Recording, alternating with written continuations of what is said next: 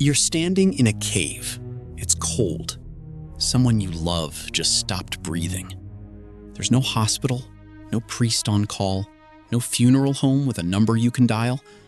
Just you, a body, and a decision that no one taught you how to make. On paper, this should be simple. An animal dies, the group moves on. That's how it works for every other species on this planet. But you don't move on. You dig. You arrange. You place flowers in dirt that will rot within a week. Why would a Pleistocene brain, wired purely for survival, waste precious calories burying someone who can no longer help it survive? That question has quietly wrecked 100 anthropology careers, and the answer is stranger, older, and more emotionally loaded than you've been told.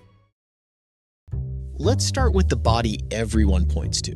Shanidar Cave, northern Iraq, 1960. Archaeologist Ralph Selecki pulls up soil around a Neanderthal skeleton and finds clumps of ancient pollen packed around the bones. His conclusion goes global instantly. Neanderthals buried their dead with flowers. Headlines eat it up. The flower burial becomes proof that our supposedly brutish cousins had poetry in them. For decades, textbooks ran with it. Then, the twist. Decades later, researchers re-examine the site and find something inconvenient. Burrowing rodents. Persian jurds, to be exact, are known to drag seed pods into their tunnels, and those tunnels run straight through that grave.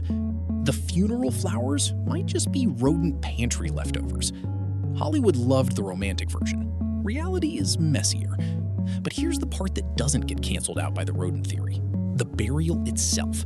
Even stripped of flowers, that Neanderthal was still placed in a deliberately dug pit, body positioned, not just tossed. And Shanidar isn't alone. Go to La Chapelle-aux-Saints in France.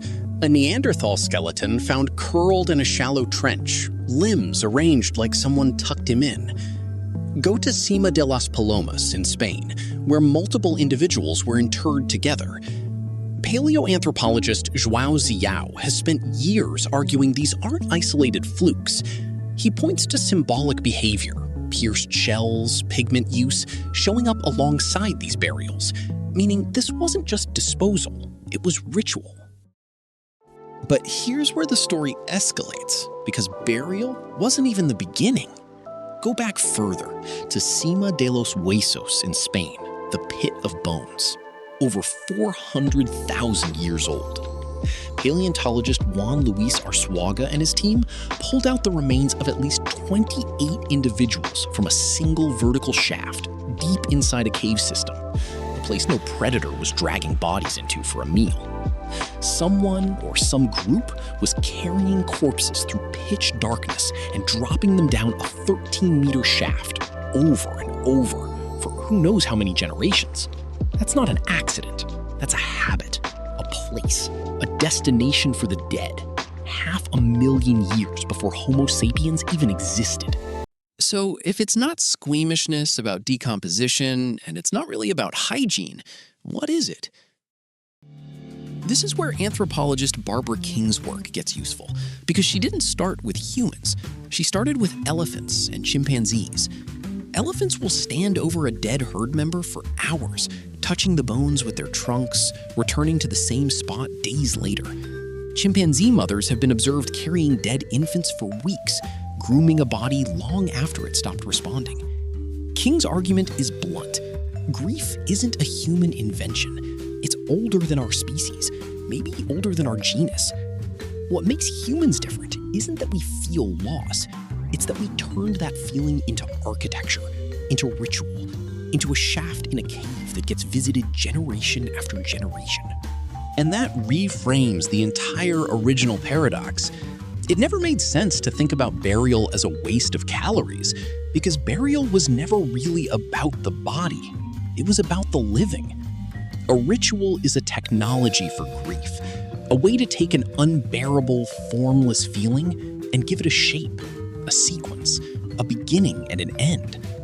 Psychologists studying modern bereavement, including work built on frameworks from researcher Colin Murray Parks, describe grief as a process of reconstructing meaning after loss. Your ancient ancestors weren't doing anything different. They just built their meaning out of ochre, shells, and a hole in the ground instead of a slideshow at a memorial service. Which brings us to the myth worth killing off completely. Pop culture loves the image of the caveman as a blank, brutal creature, dragging a club, feeling nothing. That image is comfortable because it makes us feel like empathy, tenderness, meaning-making. All of that is a recent software update to the human animal. The pit at Cima de los Huesos says otherwise. The tucked knees at La Chapelle Saints say otherwise. Grief-driven ritual isn't the finishing touch evolution added once we got clever. It might be one of the load-bearing walls of what made us social enough, cohesive enough to survive at all. Zoom out, and this stops being a story about one cave or one species. Every culture on Earth today, no matter how radically different its beliefs about death, does some version of the same thing your ancestors were doing 400,000 years ago. It marks the spot. It arranges the body. It tells a story about where the person went. That instinct outlived entire species of humans who no longer exist. It outlived spoken languages we'll never recover, technologies we can't even identify, and it's still running quietly in the background of every funeral you've ever attended, every flower you've laid on a grave, every photo you've kept of someone who's gone. So picture that cave again. It's cold. Someone you love just stopped breathing. There's no hospital, no phone call to make. But you already know what to do, because 400,000 years of ancestors did it before you, in the dark, with nothing but their hands and a shaft that led nowhere except down. You're not improvising. You're remembering.